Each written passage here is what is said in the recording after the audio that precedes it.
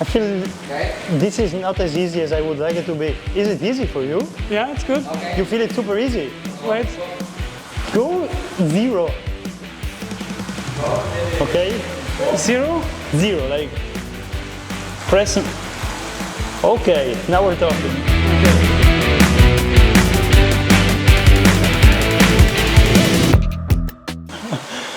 Okay, cool. Man, just before we get started here with the Ride of Death, I just want to know, like, what's going on? How was this last couple of days here in Bassano, in riding Bassano Badia, and everything we have experienced this past weekend? Yeah, it's. I mean, I know the area quite well, both sides, Bassano and the Dolomites. And it's just like a really nice experience to make, to actually ride from Bassano to Badia. And I really enjoyed everything of it. Like the way to Badia was beautiful, the way back was beautiful, the people were great, the weather was great. I mean, there was me driving the car, so that's a plus. Yeah, I mean, there's nothing to complain. The Hotel Melodia is great as well. I really enjoy staying there. I could have stayed a day longer. Yeah. But I'm just happy that I was invited. Did you eat the bars that they made?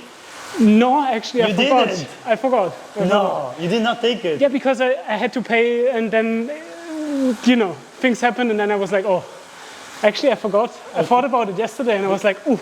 They were really good. Yeah. I ate them while I was recovering, but I mean, I wasn't riding, you know. When you were in the car.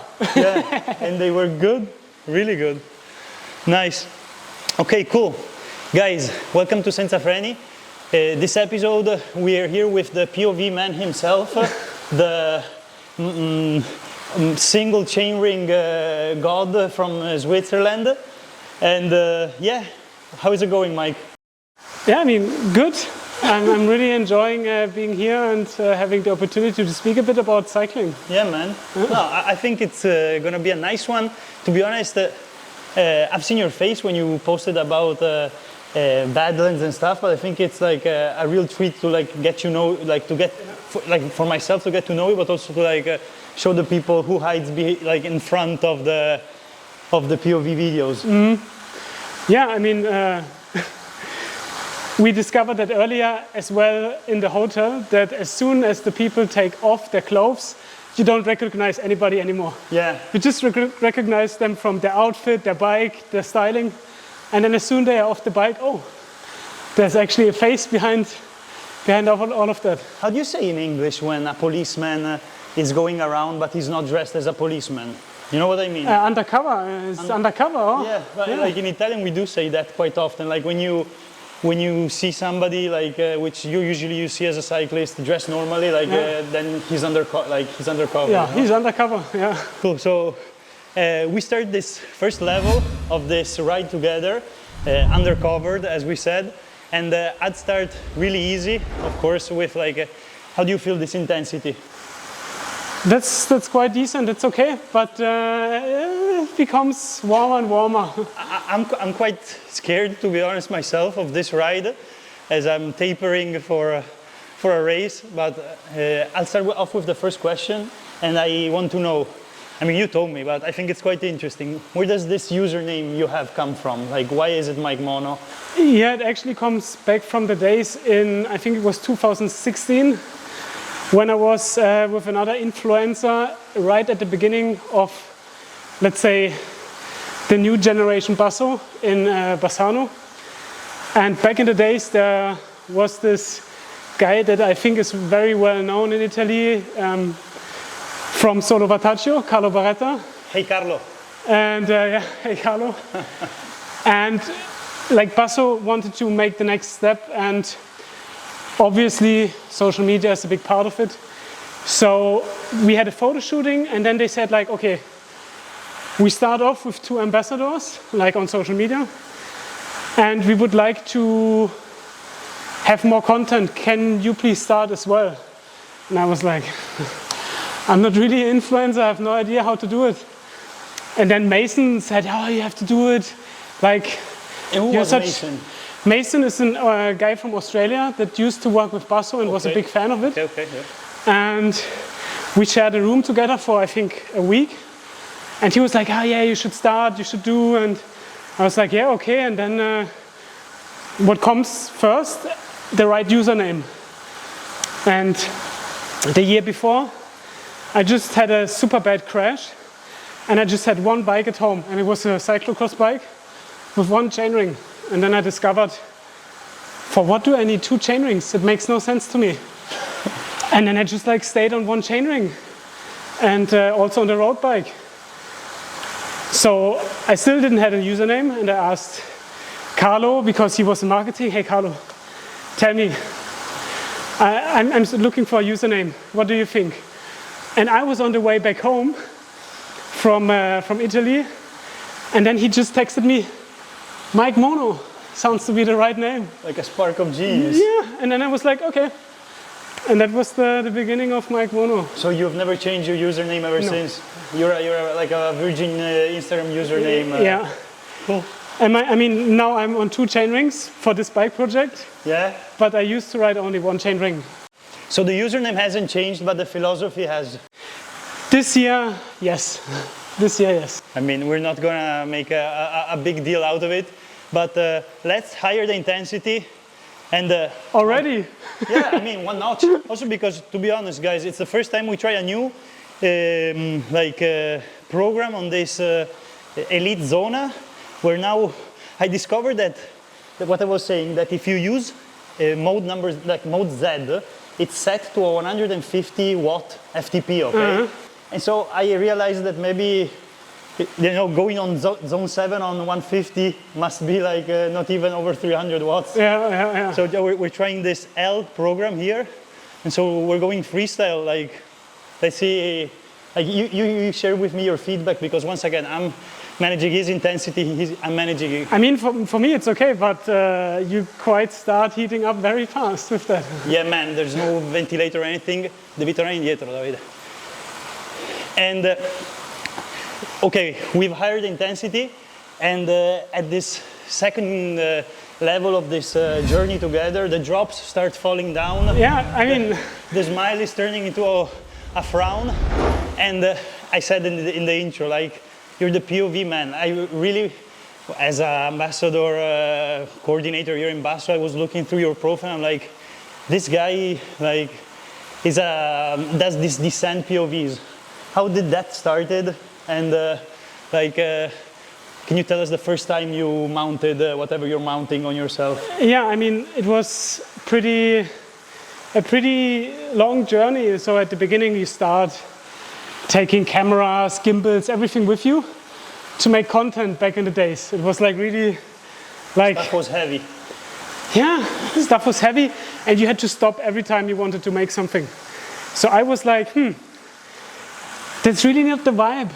I'm not an influencer, I'm not the typical influencer. For me, riding bike is the most important thing. And when I have to stop every 2 seconds to make content, like, it's not worth it. I think that's the pain in the ass for most of us, right? Yeah.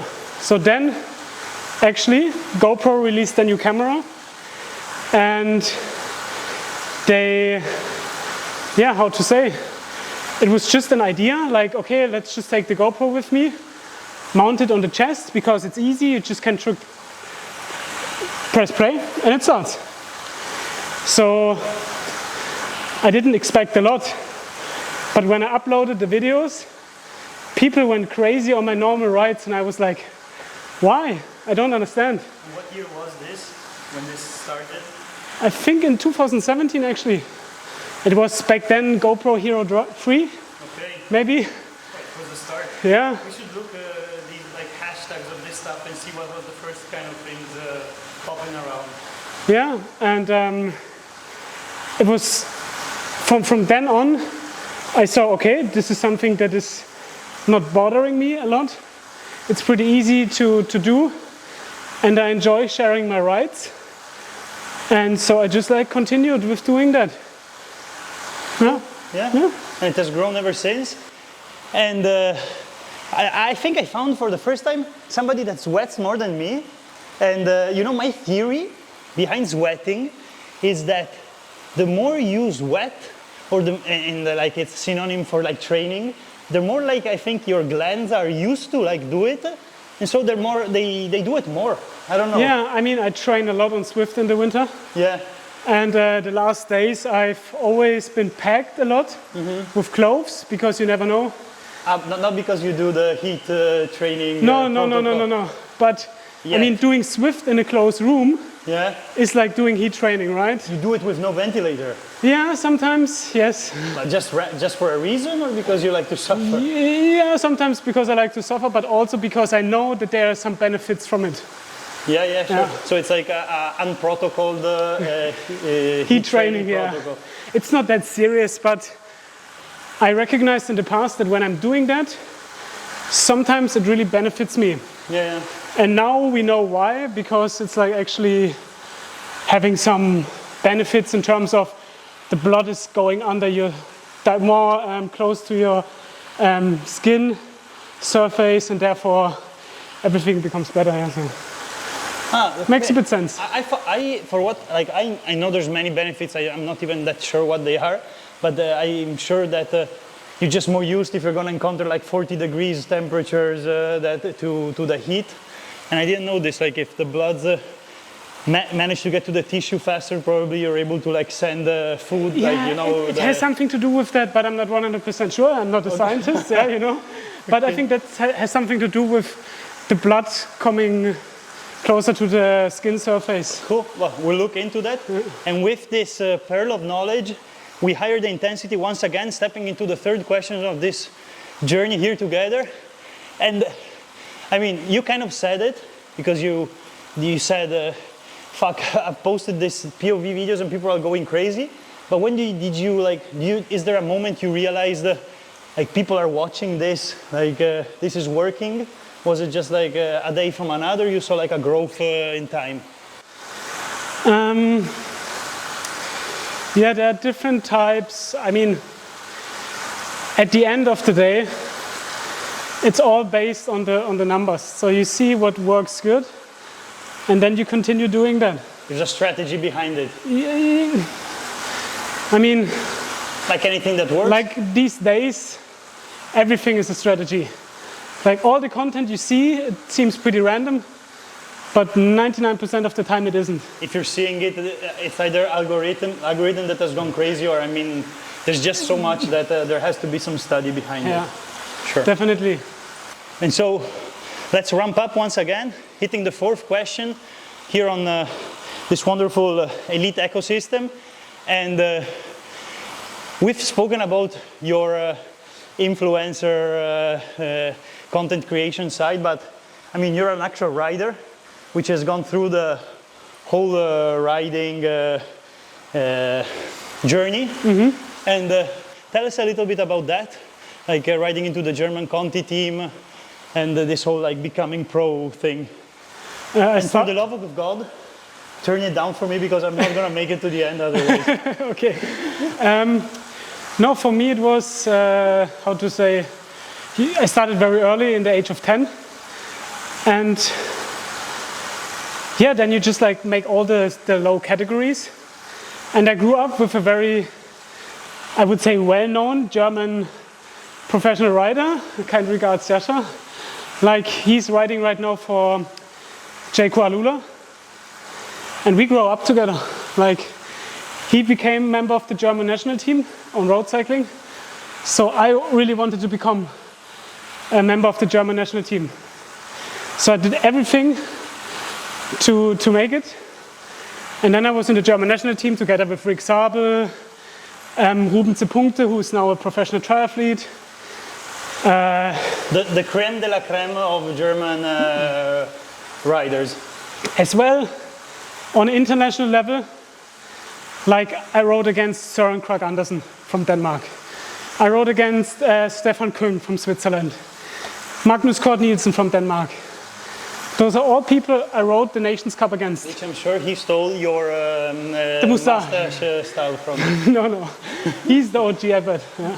Okay, respect. And then in 2012 it was, I became member of a Conti team. It was called a Specialized Concept Store.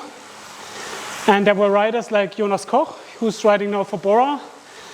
Emanuel Buchmann, well known for his 4th place in the GC at the Tour de France, I think 2 years ago, or 3 years already. I think more, because from all respect to him, from when I'm following, which is not much, for me he's not a GC rider, but because I have no knowledge of it. But his statue, his figure is perfect. Super light guy. Yeah. He's like an amazing cyclist. So he was in the team? Mm-hmm. Okay, and then the team split up after 2012. And that was actually when I came in, or let's say, came in contact with Basso, because the team that I then was riding was the team MLP Bergstraße, which was a Conti team. And but we'll dive into like your encounter with Basso, but it's still crazy to think that it happened in 2013. Yeah. So then I rode for this team and I tried to become a pro, but I rode against a lot of big guys in my last year. I rode also against Roglic. Okay. At the Tour de Azerbaijan, and a year later he won the Giro time trial. Yeah. What's that? The Giro time trial. He won it the year after. I raced against him. Okay, the year you used to ride with the Conti team at Tour of Azerbaijan, he rode with Adrian Mobile. With Adrian Mobile. Yeah. That's crazy. Because he won the race, obviously. Yeah. He was super strong. And he won the Giro time trial the year after with Jumbo. Yeah. Okay, so he passed with Jumbo the year after. Okay, crazy. And so that was then I was not bad, but I was not good. Yeah. So I always had a lack of. I wasn't really like trusting my abilities like I did in the past. Mm-hmm. I focused too much on training and too less on myself and about the joy of riding bike. And I always had a very good instinct. I was never the strongest rider, but I had a very good instinct in races. So I always knew. Always the strategy coming out. Not only the strategy, also the feeling of being in the right moment at the right place. Yeah. And I always, nearly every time, I catch the right group. Sure. And was like in breakaways for the whole day, stuff like that. Because as an outsider, like I am, which I'm definitely like passionate about cycling, but I've never like experienced what it means to like make it with these incredible strong riders. I kind of have a perception, but I imagine that who doesn't ride and sometimes like tunes into Paris-Roubaix thinks, I can train, or like if you train enough, you can be with these guys. But like, I think it'd be cool if you can communicate how hard it really is. Yeah, like, I have a good example. Like there was this one climb at the Tour de Azerbaijan after like 140k, and you had a very fast descent. And there's also a funny side story. Conor Dunbar, who is a GCN presenter. Dunbar, the guy Dunbar, the very big tall guy. Okay. He crashed in that descent. Okay. There's still on Eurosport, the race was covered, and there's still the clip of him riding down the mountain. Oh God. Because he didn't make the turn. Yeah. And Roglic was on the front with a group of 5 other guys the whole day. And we kind of like had always a gap of 2-3 minutes. And at the end... You were in this breakaway? No, in the main peloton. Okay. But the peloton was only like maybe 40-50 guys left. Yeah. So we rode up this climb and it was very nasty and steep, like 10-12%. And you were already quite tired. And I remember I had the lowest gear and I was like 360 watts, pushing super hard. In the group. Suffering. And in the evening, I watched Eurosport and I saw Roglic riding the big chainring, and I was like, what the fuck? How? And he and another guy attacked each other. So there was this group of, I think, 5 or 6 people, and he attacked from them, and he just had one teammate. So 4 riders against Roglic with 40k to go. And he managed, I think, to come into the finish with still a minute gap. And these guys are fit. Alone. Yeah. Like, it's crazy that you can like just attack like this and manage to keep this distance and even increase it it's a to the finish. Tough world. Yeah. Let's ramp it up and move it. I think for me it's okay. Okay, we're gonna keep it like this. You can ramp it up because for me because I still can ramp up, but then I will not see anything anymore. We have 6 levels to go. You can ramp it up for me though, because we need to keep this league equal. And I see it by your cadence. I'm a bit nicer to you than you to me. Like, it's a mind game here in Senza Freni as well. And I mean, we've seen your influencer side, your rider side, but I mean, you're also a smarty pants or something like that. You studied med tech, and I want you to speak a little bit about this, and especially from the conversation we had in the car. Would you study again and give the recommendation to the European students? I mean, you have always to decide between what medtech you're studying. I studied biomechanical engineering, so basically biomechanics. And there's always the electronic component of it, what is also very famous, that's more medtech. But this type of field I studied was very special these days. And I was like, oh, that's so cool, and you can make construction stuff, mechanical stuff on human body parts. And I thought this is a good idea. And bodies must need stuff too. Yeah. But then when I kind of like finished my studies and I actually had to look for jobs to make my training program, it was super difficult to find something. Exactly biomechanical engineering, like making prostheses and stuff like this. Yeah? Yeah. So mechanical replacement parts for your body, like hip, knee implants, stuff like that.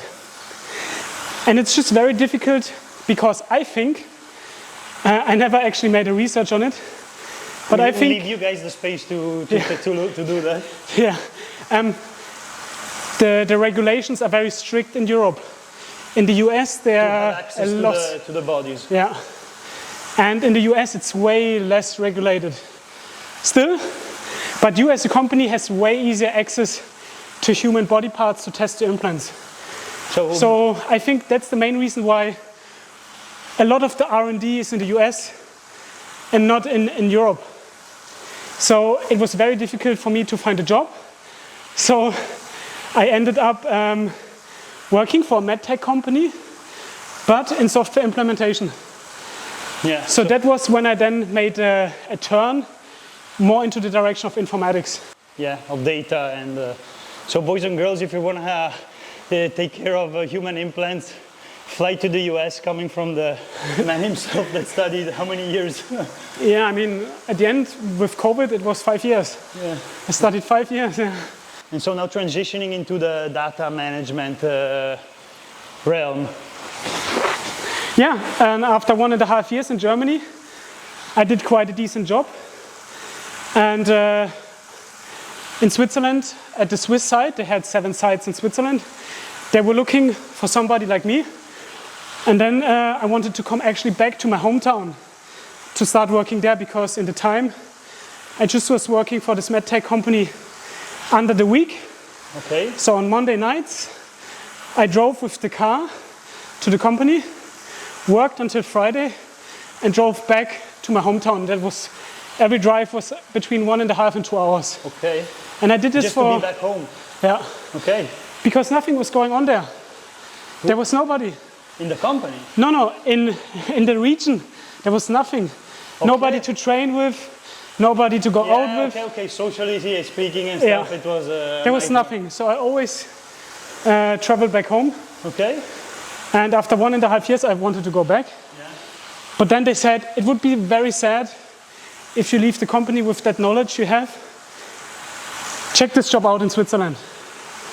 And then I asked my parents, because it was like a big decision to make. Sure. And then they said like, oh yeah, you always wanted to go to Switzerland. And I was like, really? Did I? And then they were like, yeah. You always dreamed about it, so do it. So I did it. And yeah, Worked then for 1.5 years in this medtech company and decided I need something new after a certain amount of time, after 3 years in the company. Sure.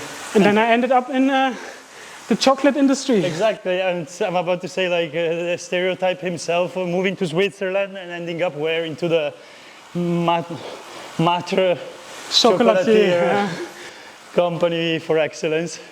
So let's do something to really ramp this up.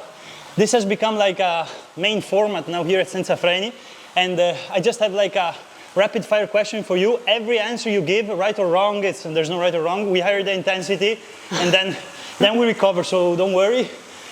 It's gonna be a fast one. Roll or gravel? Gravel. And you hire it for me as well, man, because otherwise. When it's wrong or when it's anything. Okay. Power meter or instinct? Power meter. POV or drone? Drone. Fast, Davide. Bike or camera? Bike. Gels or real stuff? Real stuff. No, this is too hard. Let's turn it down. Carbon or titanium? Instagram or YouTube? What's that? Ride alone or with people? Ride alone. Desert or mountains? Mountains. One big trip a year or many short ones? Many short ones. Go all out or pace it smart? Pace it smart. Suffer in silence, talk through the pain? Suffer in silence. Okay, turn it down. And let's recover with this recovery question. Question number 7.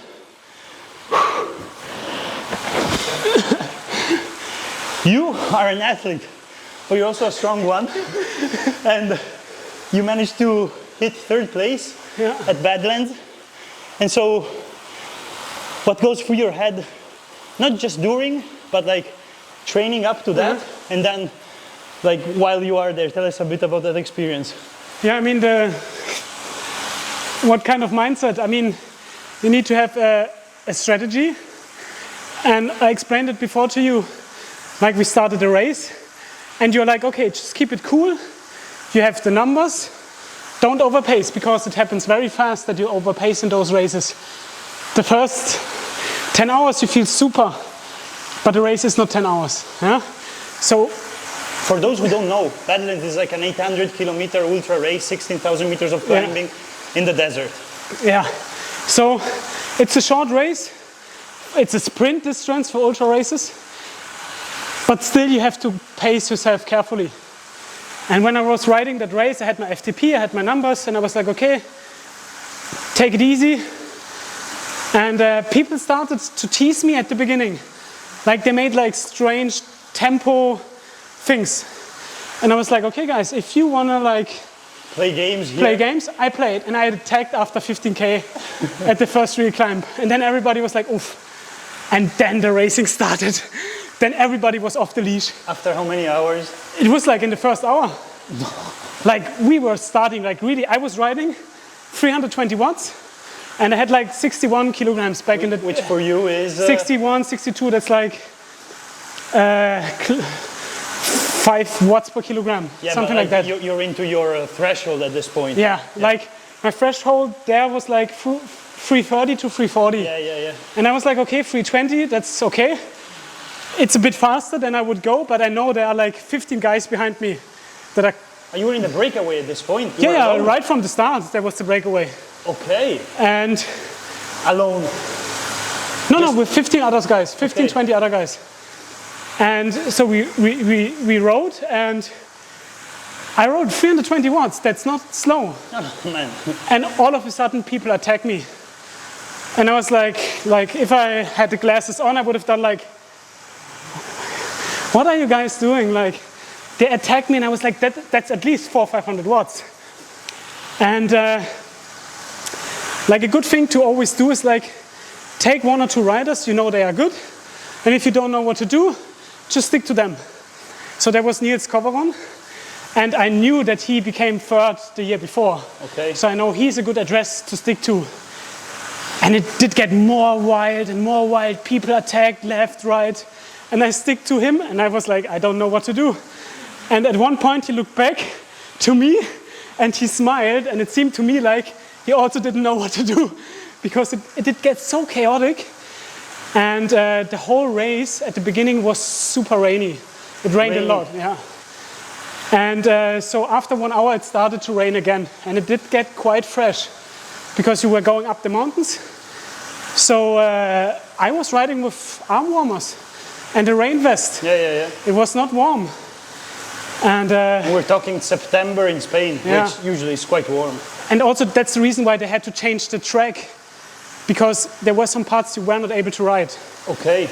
And I knew the course, so I knew that there will be one very steep uphill climb.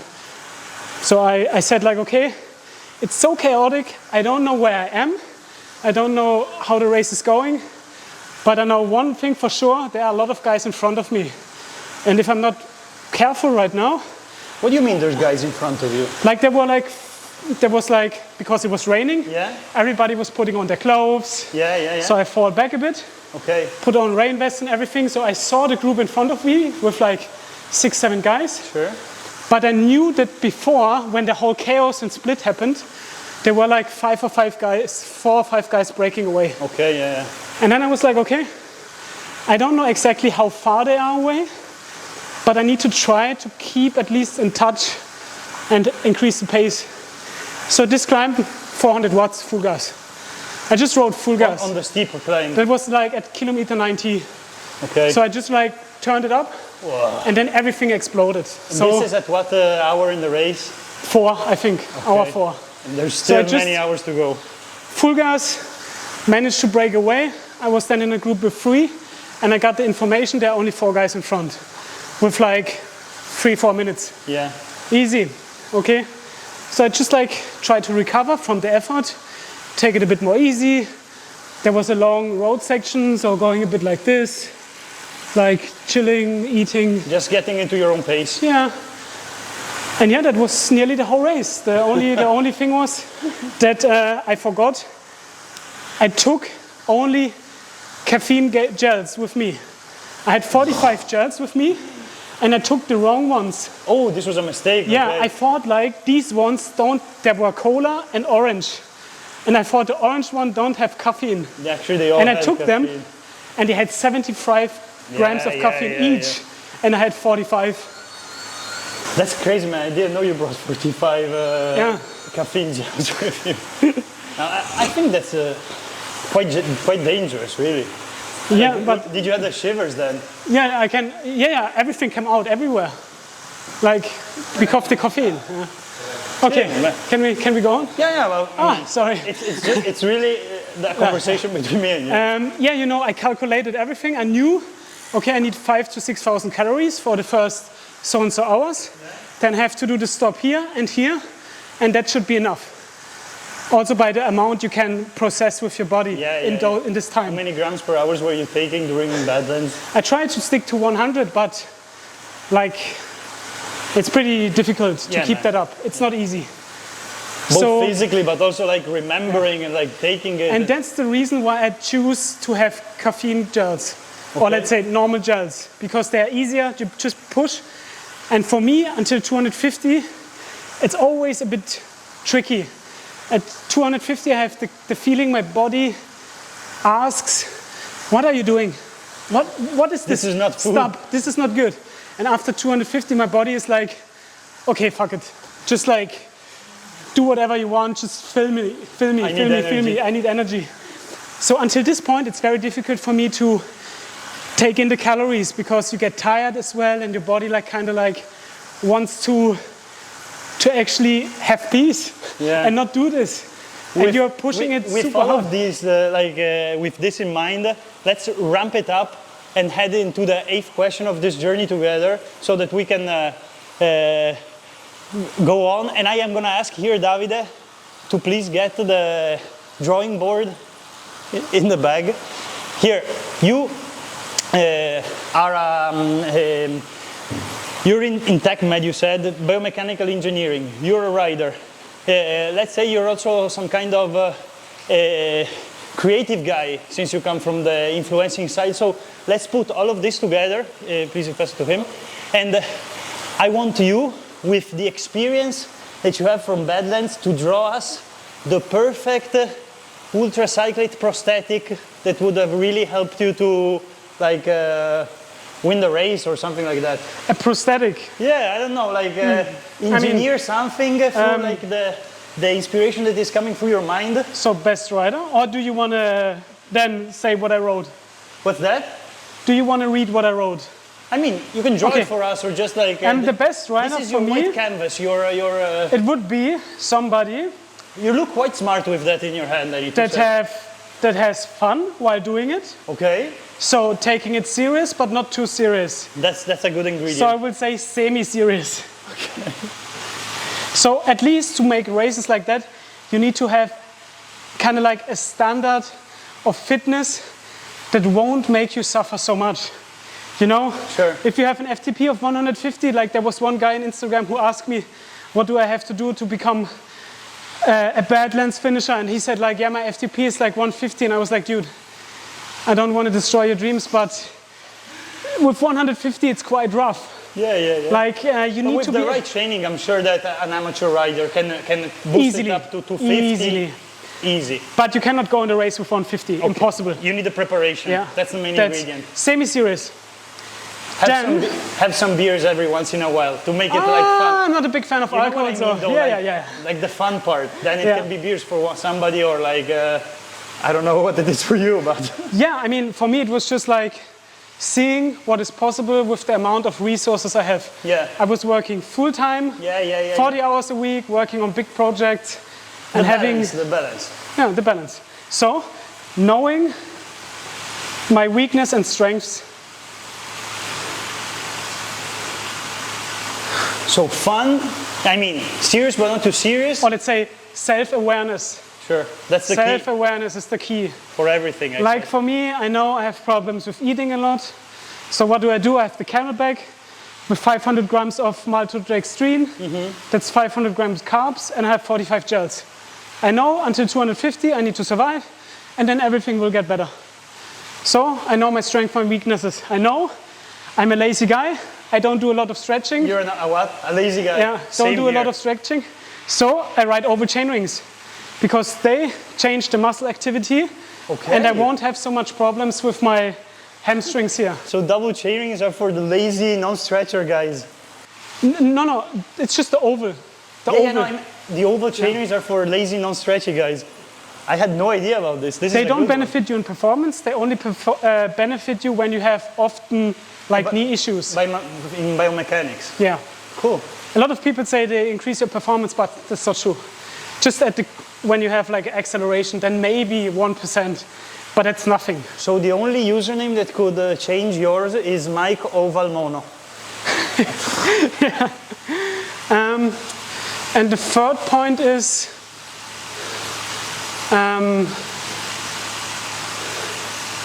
if there is, there is. Otherwise, I mean. Yeah, no, there is one. It's just hard to put it together in words because it's also integrated on semi-serious. But I think to semi-serious, self-awareness, and be a little bit crazy to go and do something like this. No, I wouldn't say so. No. That it's so crazy to do that. Let's leave it for the next time. Yeah, I'm just like thinking about what could have been like. I really enjoy like showing up, I guess. Yeah, and enjoying what you're doing. Like really enjoying what you're doing. Yeah. And that's what I really enjoyed. The last 400k at Badlands, I had to stop because I had 1,300 milligrams of caffeine. Yeah. I was in the middle of the desert. Everything came out everywhere. I called my dad and I was like, the race is over. And he was like, we can pick you up in about 40 kilometers. And I was like, okay, fuck. Shit, I actually have to ride 40 kilometers now and I'm totally done. So I just continued. I lay down at this gas station because I was so done. Fall asleep, woke up after 1.5 hours. First thing in head, I need to ride. Jump on the bike, continue. And then just making it through. No, so giving also your body the time to recover. And it was a beautiful experience from that on because it was just in my head and I was with myself. And every climb, I knew the course. And I was like, every climb, okay, it's now 4 left. It's not? It's four left. 4 climbs. Then you made the 4th one. Yeah. Okay, 3. Okay, it's 3 left, 2. And every climb I catched another guy. And all of a sudden I saw, like 20 kilometers before the finish, I'm on place 4. Okay. And 3 is not far away. That gave you the extra boost to go and catch that I just guy. continued riding my pace. Yeah. Because I checked the timing and I saw, oh, he's too far away, I'm not making it. And then But you don't know how done that guy is. Yeah. And there was like, it was completely dark. It was already 10 p.m. And I was riding up this mountain and all of a sudden I heard voices. And I was like, oh no, it starts again. Because the year voices before, in your head? yeah, I had hallucinations. Yeah. I did see crazy things, I did hear crazy things.